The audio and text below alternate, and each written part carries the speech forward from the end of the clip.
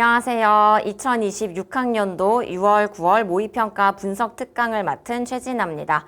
이제 수능이 정말 얼마 남지 않았는데요. 이렇게 수능이 얼마 남지 않은 시점에서 수험생들은 이제 뭘 해야 하지 하는 고민에 빠질 것입니다. 그래서 새로운 문제나 어려운 문제들을 조금 찾아서 풀어볼까 하는 불안감도 밀려올 텐데요. 지금은 여러분이 지금까지 열심히 공부를 해왔을 것이기 때문에 모의평가, 수능 기출문제, 여러분이 이미 풀었던 문항들 다시 한번 확인해보고 점검해볼 타이밍입니다. 우리 수능 끝나고 나면요, 이렇게 유사문항이 수능에 출제됐다 라든가 수능을 적중했다, 수능 적중률이 몇 %다 라고 하는 문구들을 많이 볼 수 있는데요. 사실 수능 적중률이 가장 높은 문항이 무엇인지 생각해 보셨나요? 네, 아마 예상하셨겠지만 바로 여러분이 볼 수능 출제 기관인 평가원이 출제한 모의평가 그리고 관연도의 수능 기출 문항들일 것입니다. 우리 모의평가 같은 경우에는요, 단어 자체에서도 바로 모의라는 단어를 보시면 이렇게 수능을 흉내내어서 그대로 출제를 해본 것입니다.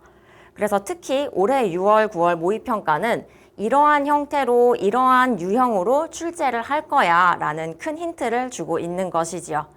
그렇기 때문에 여러분이 올해 볼 수능의 가장 큰 힌트가 되어줄 것이고요.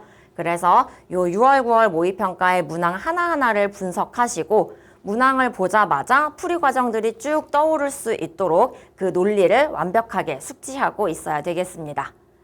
그래서 예를 들면요. 작년, 재작년에도 이렇게 6월, 9월 수능에 이어서 동일한 유형, 동일한 논리로 풀어낼 수 있는 이러한 문제들이 출제가 되기도 했고요.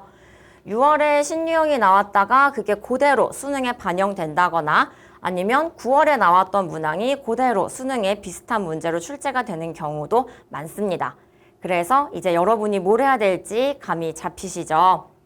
올해 치러졌던 6월, 9월, 이게 수능에 대한 가장 큰 힌트가 되어줄 것이니까요. 출제 문항별, 주제별 구분을 해서 모두 완벽하게 분석을 해 두셔야 되겠습니다. 선생님이 미리 분석을 해 두었으니까요. 함께 따라와 주시면서 여러분이 수능을 대비하신다면 수능에 대한 예측도 가능하고 좋은 점수도 얻을 수 있을 거라고 생각을 합니다.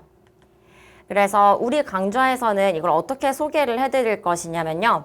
예를 들어서 6월, 9월 모의평가에서 굉장히 동일한 주제에서 동일한 논리로, 동일한 형태로 출제가 되었다라고 하면은 이렇게 쌍둥이 문항이라는 아이콘을 붙여서 소개를 해드릴 것이고요. 그리고 모의평가에서 내가 분명히 아는 내용인 것 같은데 내가 알고 있는 개념을 가지고 출제가 되었지만 뭔가 자료라든가 표현이라든가 이런 게 익숙하지 않아서 내가 조금 더 시간을 소요하게 했던 그러한 문항들은 낯선 문항으로 표시를 해드릴게요. 그러면 여러분 한 번 더 꼼꼼하게 짚어볼 필요가 있는 문항이라고 생각하시면 되겠고요. 그 다음에 이제 BFF라고 써놓은 것은 여러분이 여러 가지 기출문제들에서 선생님과 함께한 자이스토리 강좌에서도 수없이 많이 풀어봐서 이제는 여러분의 베스트 프렌드가 되어 있을 그러한 반복되었던 유형들, 유형화되어 있고 정형화되어 있는 그러한 문항들은 친숙한 문항으로 아이콘을 붙여드리도록 하겠습니다. 그래서 이 아이콘 분류를 통해서 여러분이 조금 더 효율적으로 정리를 해볼 수 있으면 좋을 것 같습니다. 우리 강좌에서의 또 하나의 특장점은 뭐냐면요. 단순히 해설을 하는 게 아니라 문제풀이의 핵심 키를 옆에 이렇게 적어 드릴 거니까요. 여러분의 손으로 반드시 정리를 해보시기 바랍니다. 사실 화원이라는 과목이 막 너무 어렵다라기보다는 시간 안배가 굉장히 중요하잖아요. 시간을 충분히 주면은 여러분 충분히 풀 수 있었을 텐데 라는 아쉬움도 많이 남은 적이 있을 것입니다. 그래서 시간 안배를 위해서는 문제를 풀기 시작하는 그 실마리를 빠르게 찾아내는 것이 핵심입니다. 그래서 여러분이 그것을 빠르게 떠올릴 수 있게 각 문항에서 떠올려야 하는 핵심 키를 여러분의 손으로 반드시 꼭 정리를 해 보시기 바랍니다.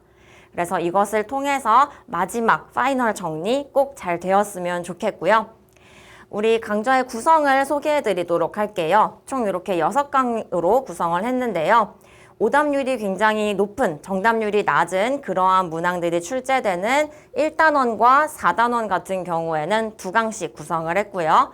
그다음에 비교적 정답률이 높은 2, 3단원 같은 경우에는 1강씩 이렇게 분석 강의를 구성을 하였습니다.